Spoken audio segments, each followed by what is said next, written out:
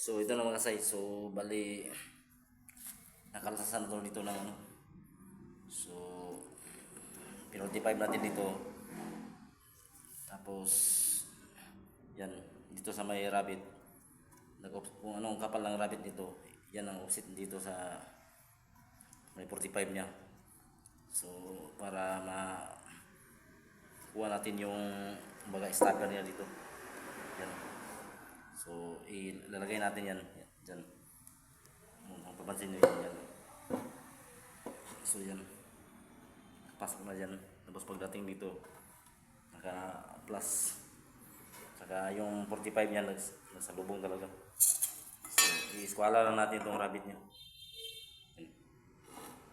Kuha natin yan. Saka pagkatapos ipapako din natin to. Yan o. Yan ang iskwala niya. So bali dito sa kabila ano din kung anong lapad ng rabbit. So yan ang offset din natin dito. So yan. Ito susunod namin. Saltasan din namin yan. So,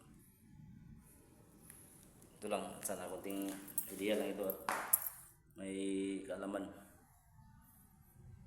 at matutunan.